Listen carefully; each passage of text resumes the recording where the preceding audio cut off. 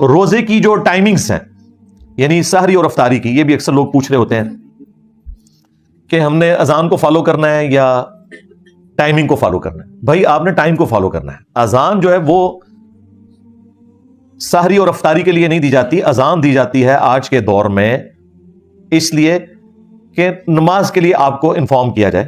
وہ بھی خیر ہم گھڑیوں سے معاملہ چلا سکتے ہیں، لیکن وہ شعار اسلام میں سے ہے، اسے ہم چینج نہیں کر سکتے.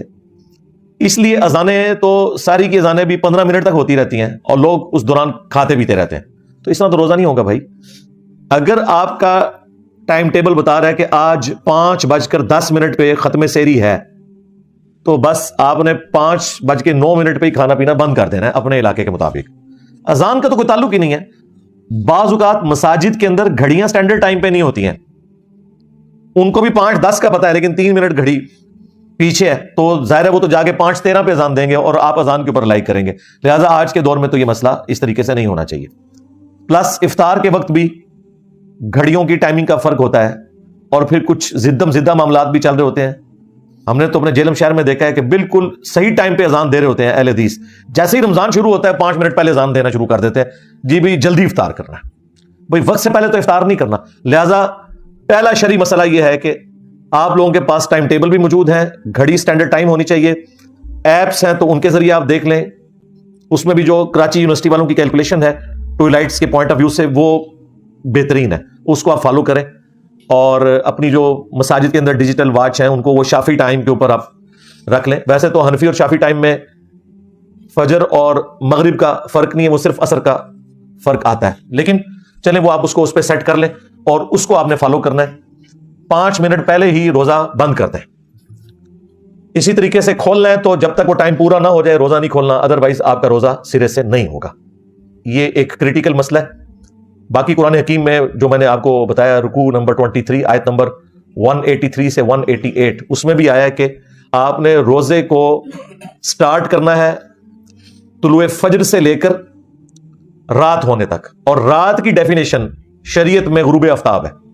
رات کے لیے یہ ضروری نہیں کہ بالکل سیاہ ہو جائے، نہیں، جیسے ہی سورج غروب ہوگا رات کا وقت شروع ہو جائے گا. اذان کے دوران کھانا پینا، تو بھائی یہ جو اذان کے دوران کھانا پینا ہے یہ ایک سنن ابی داؤد کی حدیث تھی جسے مس یوز کیا لوگوں نے. وہ اس طریقے سے نہیں تھی. وہ یوں ہے کہ سنن ابی داؤد میں حدیث ہے کہ جو شخص سحری کر رہا ہے اور اس دوران اذان شروع ہو جائے تو جو اس کے سامنے برتن ہے اس میں سے کچھ کھا پی لے جلدی سے. یعنی وہ جو ٹرانزیشن پیریڈ ہے اس دوران. یہ نبی علیہ السلام نے کہیں نہیں فرمایا کہ آپ 10 منٹ پہلے سحری ختم کر کے بیٹھے ہیں اور اذانیں شروع ہوگی اور آپ پانی پینے کے لیے بھاگ رہے ہیں. آپ کا روزہ نہیں ہوگا. یہ اس شخص کے لیے ہے کہ مثلا 5:05 پہ اس نے سحری شروع کی اور 5:10 پہ ختم سحری ہو رہی ہے. اس دوران وہ 1-2 منٹ اوپر کھا لیتا ہے ٹرانزیشن پیریڈ میں، تو اس کے لیے ایک گنجائش ہے. یہ بھی بہتر ہے کہ ایسا نہ کرے.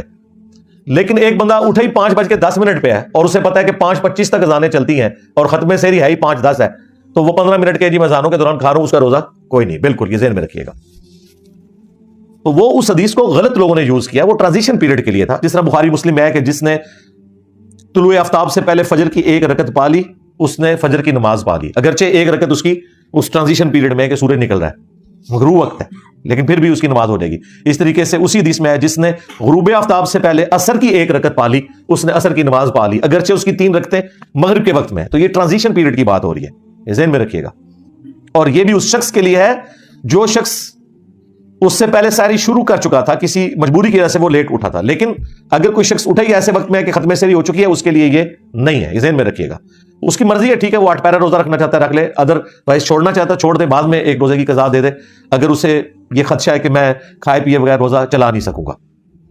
بخاری مسلم میں حدیث ہے کہ جب حضرت بلال اذان دیں تو تم کھانا پینا ترک نہ کرو، کیونکہ وہ لوگوں کو اٹھانے کے لیے اذان دیتے ہیں. اور جب عبداللہ ابن ام مکتوم اذان دیں تو تم فوراً کھانا پینا ترک کر دو، کیونکہ وہ ایک نابینا شخص ہیں. جب تک انہیں کوئی یہ نہ بتائے کہ طلوع فجر ہو چکی ہے، یعنی ختم سحری کا وقت ہو گیا ہے، اس وقت تک وہ اذان نہیں دیتے. تو جیسے ہی وہ اذان دیں فوراً کھانا پینا چھوڑ دو. اس زمانے میں اذان کے ذریعے بتایا جاتا تھا کہ ختم سحری ہو چکی ہے. تو ظاہر ہے کہ وہ اتنا ایکوریٹ تو نہیں ہوتا ہوگا جتنا آج کل ہے. آج کل تو ہم سیکنڈز تک بتا سکتے ہیں. لہٰذا ان کے اوپر تو وہ والی گرفت اس انداز میں نہیں ہو سکتی. لیکن آج ہمیں پوری کی پوری کیلکولیشنز پتہ ہے. لیٹ لانگ کے ذریعے عام سافٹ ویئرز کے اندر بھی 1.5-2 لاکھ شہروں کے نمازوں کے ٹائم اور ساری اور افطاری کے ٹائم لکھے ہوتے ہیں. ظاہر وہ نمازوں والی ٹائم ہے نا. فجر کا وقت جب داخل ہوتا ہے وہ ختم سحری ہے, اور جب مغرب کا وقت شروع ہوتا ہے وہ غروب آفتاب ہے. وہاں پہ آپ نے روزہ کھولنا ہے. لہٰذا آج کے دور میں تو ایز سچ یہ کوئی مسئلہ نہیں رہا. مسئلہ نمبر 3, اگر کوئی شخص غلطی سے مغرب سے پہلے روزہ کھول لے تو اس کا روزہ باطل ہو جائے گا. بعد میں ایک روزے کی وہ قضا دے گا. صحیح بخاری میں آتا ہے کہ نبی الاسلام کے زمانے میں کافی گہرے بادل آگے مغرب میں, تو اس وقت تو گھڑیوں والا سلسلہ ہی نہیں تھا. تو اسما بنت ابی بکر کہتی ہیں کہ ہم نے روزہ کھول لیا اور بعد میں سورج نکل آیا. اس زمانے میں علم غیب نہیں تھا ہوتا اصل میں. ہاں, آپ کو انہوں نے کہانی کروائی ہوئی ہے جی, کوئی بڑے سے بڑا غوث قطب ابدال بھی ہو, وہ ایک صحابی کے گھوڑے کے قدموں کی ہاک نہیں ہے, اور غوث قطب ابدال تو پوری کائنات کو اس طرح دیکھ رہے ہیں جیسے ہتھیلی کے اوپر دانا. یار میں صحابہ کرام کی, حضرت ابوبکر کی بیٹی کی بات کر رہا ہوں, ٹھیک ہے, جو صحابی ہیں, حضرت زبیر کی بیوی ہیں, عبداللہ ابن زبیر کی والدہ ہیں.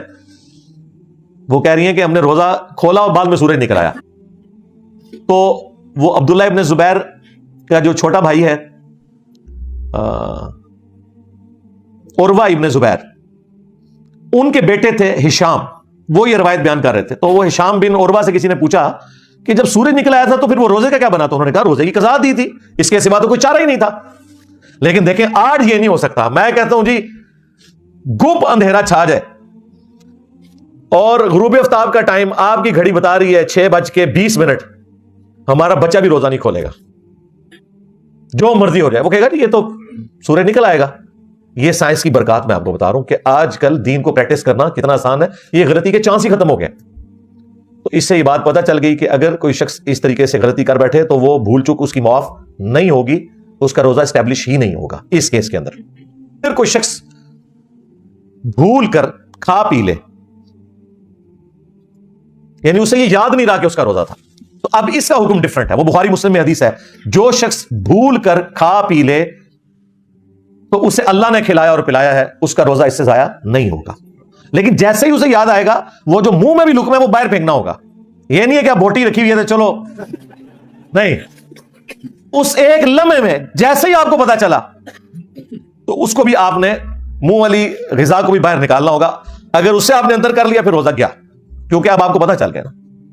اسی طریقے سے اسی میں امپلائڈ ہے, اگر کوئی میاں بیوی کا تعلق اس اعتبار سے قائم ہو گیا, ویسے تو یہ بہت دور کی بات ہے, لیکن چونکہ ہمیں سوال پوچھا جاتا ہے, ہماری مجبوری ہے کہ ہم بتائیں کہ وہ بھی پھر روزہ اس کا اس اعتبار سے باطل نہیں ہوگا اگر بھول کر کوئی ایسا معاملہ ہوا.